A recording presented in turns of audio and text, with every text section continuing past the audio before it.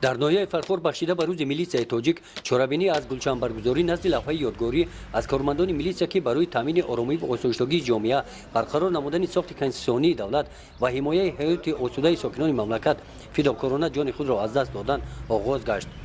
قسمت دیگری چورابینی بخشیده به روز میلیسیا مجلس تنتنوی در قصر فرهنگ ناحیه دایر گردید.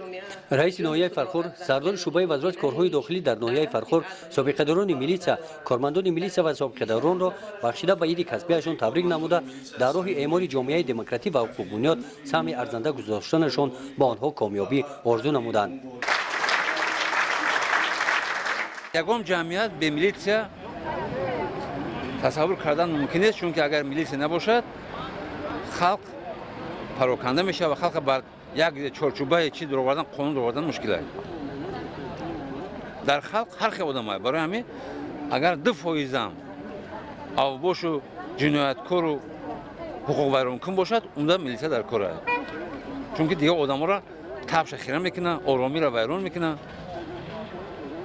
فکر خلق پریشان میکنه. برای همین میلیسیا در هر یک جمعیت ضرور است. در شعبه وزارت کارهای داخلی در ناحیه فرخور 84 نفر کارمندان میلیسیا کار فعالیت دارند. از این شماره 53 نفرشان را افسران، 31 نفرشان را هیئت قطاری تشکیل میدهند. ناظران منطقوی میلیسیا که 14 نفر را تشکیل میدهند در جماعت‌های دهات با اتاق‌های کاری تامین میباشند.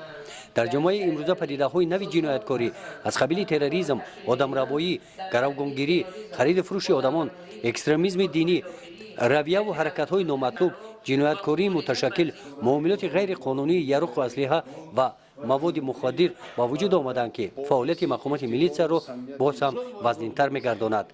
نباید فراموش کرد که دولت محض توسط مقامات حفظ حقوق مخصوصا میلیسیا بر ضد چنین ظهورات ننگین مبارزه برده برای تمام مردم حیات آسایشته، حفظ حقوق و منفعت‌ها و ترتیبات کامل قانون را کفالت می‌دهد. کار میلیسیا که از وظیفه‌های پر افتخار، پر مشقت و شما رفته رعایت ترتیبات جمعیتی را به دوش گرفته آرامی مردم را نگاه می‌دارد و نفر قانون شکنی میکند موافق قانون‌های عمل کننده باید به جوابگری کشانده شود. در این روز مبارک برای مهنت فداکارانه و کارمندان میلیسیا از نام مقامات اجرایی ناحیه فرخور سپاسنامه و تحفه‌های خاطره‌ای تقدیم کرده شد.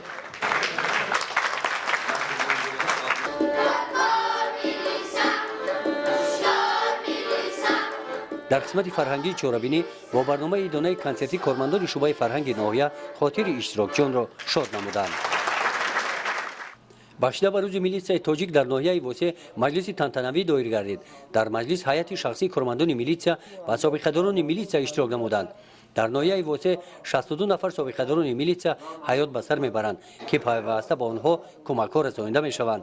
بخشیده به عید کسبی کارمندان میلیسیا رئیس ناحیه واسه سردار شعبه وزارت کارهای داخلی در ناحیه واسه سابقه‌داران میلیسیا کارمندان میلیسیا را بخشیده به روز میلیسیای تاجیک تبریک نمودند.